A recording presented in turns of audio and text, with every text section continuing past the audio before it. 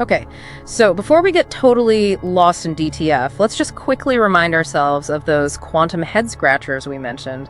Wave-particle duality. Light acting like a wave 1 minute, a particle the next. Same for electrons, even atoms. Superposition things existing in multiple states until you look. Yep. Like Schrodinger's famous cat, though maybe less grim. An atom in 2 energy levels at once until measurement forces a choice. The Heisenberg uncertainty principle. Can't know everything precisely at the same time. Position and momentum, for instance. There's a fundamental fuzziness built in. And entanglement, that spooky action at a distance, as Einstein called it. Measure one particle and its partner instantly knows, no matter how far apart. It really does challenge our notions of locality and separateness. And again, these are all confirmed experimentally over and over. It's the why that's the puzzle. We have the how, we have the equations, but the deep reason, elusive. Very much so. Different interpretations of quantum mechanics offer different stories, but no single one has convinced everyone. Okay, so DTF wades into this whole mess. And its big idea is maybe these quantum effects are tied to the way time flows. And that flow is linked to this quantumness thing, Q. That's the core hypothesis, yes. Yeah. The rate of time flow isn't universal. It's fundamentally connected to the local quantumness. And Q isn't just a concept. It's meant to be a parameter linked to physical things we can measure. Like what? Primarily density. How much stuff is packed into a space represented by rho and temperature T. High density, high temperature environments would have a high Q value, behaving more classically. Okay, like here on Earth or in a star? Exactly. Whereas very low density, very low temperature environments, think deep space, cosmic voids would have a low Q, and that's where things get more quantum, potentially. And mathematically, how does DTF handle this? There's mention of a scalar field. Why? DTF introduces this field as a way to mediate this connection. The key is something called its effective potential, VEF, which depends on both the field value and the local quantumness, Q. Okay, effective potential, like an energy landscape. Precisely. Like a landscape with hills and valleys. The field wants to settle in the lowest point, the minimum energy state. But, and this is crucial, the shape of that landscape, where the valley floor is, depends on the local Q value. So high Q sculpts the landscape one way, low Q sculpts it another way. You got it. High density and temperature create one shape for the potential. Low density and temperature create a different one. So the value the field settles at depends directly on the local environment's quantumness. Okay, so the environment sets the value of through Q. Now, the really wild part. This value then affects time flow. How? Through this factor, lambda, which also depends on quant. The equation they use looks something like F equal times the square root of G zeros. Whoa, okay, so G zero is basically the standard general relativity part, how gravity bends time. Correct. That's the gravitational time dilation we're familiar with. But if this is an always just one, then the phi field is adding another effect on top of gravity, changing the local speed of time. That's exactly the idea, is the bridge. It connects the scalar field's value, which reflects the local quantumness, directly to the rate of time flow. If dissect changes, time flows differently, even if the gravity 0 is the same. But wait, if time flow can vary like this, why does general relativity work so incredibly well for, GPS satellites, predicting orbits, all that stuff in our solar system? Our environment seems pretty classical. Excellent question. This is where the screening mechanism comes in. It's vital for DTF to be consistent with existing tests of gravity. Screening? Okay, how does it work? In environments with high Q, high density, high temperature, like our solar system, the effective potential, VEF, Q, is shaped in a very specific way. It develops a very deep, sharp minimum at a particular field value. Let's call it screened. So the field gets sort of stuck there in high Q places. Exactly. It's energetically very difficult for the field to move away from screened. And here's the clever bit. At this specific screened value, the function, screened, is designed to be equal to 1 or extremely close to 1. So if A is 1, then F equals 1, 0, 0, 0, which is just standard GR time flow. Precisely. And there's another part to it. In this high Q state, the theory predicts that the effective mass squared of the field becomes very large. And a large mass means? A very short range for any force associated with it. The range goes like 1 over the mass. So any extra force or effect from air becomes incredibly weak and short range, essentially undetectable on astronomical scales. So in high Q environments, DTF naturally hides itself and just looks like good old general relativity. That's the mechanism. It screens the effects of the scalar field. making it consistent with all the successful tests of GR in places like Earth and the solar system. Okay, that's pretty neat. Kind of lets you have your cake and eat it too.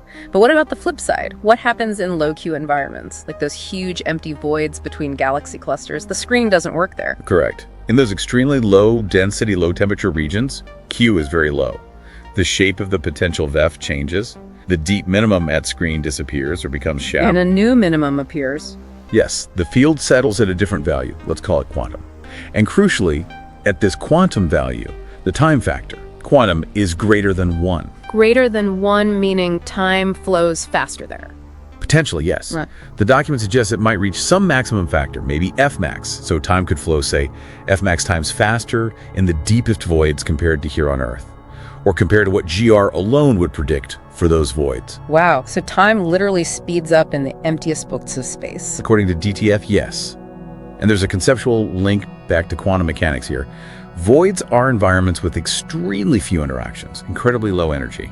That isolation, that rarity of interaction, Is kind of similar to the conditions needed to observe quantum effects on a small scale, like keeping a quantum system isolated from the noisy environment. Exactly. The low density and temperature mean low Q. The lack of interactions maintains that low Q state, allowing this differential time slow to manifest. This sounds like it could have, well, massive implications for cosmology, if time flows differently across the universe. And the document mentions this VQ potential could even be related to dark energy. That's one of the really intriguing possibilities. The potential energy stored in the scalar field, which depends on Q, could be the dark energy that's driving the universe's accelerated expansion. How would that work? Why would it become dominant now? Well, think about the universe expanding. Over billions of years, the average density and temperature T have dropped significantly. This means the average Q of the universe has decreased over time. Okay. So as Q decreases, the shape of the potential VEF evolves. The field might slowly roll towards its low Q minimum, quantum, and the energy associated with that changing field, its potential energy, could act just like dark energy, pushing space apart faster and faster. So the expansion itself changes the quantumness, which changes the field, which drives more expansion. Well, it potentially provides a dynamic explanation for dark energy, rather than just assuming it's a constant. And of course, if time plays differently in different regions, that has to affect how we interpret observations of distant supernovae, the cosmic microwave background. Everything, really. It could change our whole picture of cosmic history. What about the very beginning? The Big Bang? Conditions must have been extreme then. Very high Q. Unimaginably high density and temperature, yes. So Q would have been enormous. In that regime, DTF predicts the screening mechanism would be fully active. Meaning it would be stuck at screen and it would be close to 1. That's the idea. So in the very, very early universe, DTF suggests time flow would have been very close to the standard GR description. The differential time flow effects would only emerge later as the universe expanded, cooled, and Q dropped. It's a really grand picture trying to link everything together. But is this mathematically solid? The document mentions an action and field equations. Are these worked out? Can we actually calculate things? Yes. The theory is formulated using the standard language of theoretical physics, starting with an action principle. This action defines the fundamental dynamics. From it, you derive field equations, mathematical rules describing how space-time curves and how the scalar field behaves and interacts with matter and gravity. Are they symbol equations? Typically, no. They tend to be nonlinear and coupled, which makes finding exact solutions very challenging. But deriving and analyzing these equations is absolutely essential. You need them to make concrete predictions. Given all those challenges, what's the big draw? Why pursue this idea? What's the value proposition here? I think the main appeal is its ambition. It's trying to build a bridge between three huge, seemingly separate areas of physics: the weirdness of quantum mechanics, the gravity of general relativity, and the large-scale evolution of the cosmos, including dark energy. A unified picture. Potentially, yes. If it could provide a single framework that naturally explains phenomena in all these domains, that would be a massive breakthrough in our understanding of the universe. It offers a new perspective, a new way to think about fundamental questions. And even if it's not the final answer. Exactly.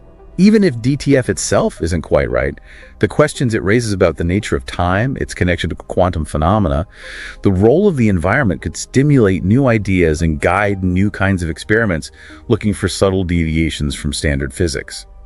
It pushes us to think differently. So, Wrapping this up, the core idea of differential time flow is that time isn't necessarily the constant backdrop we assume it is. Its flow might actually be dynamic, linked to this quantumness property of the environment.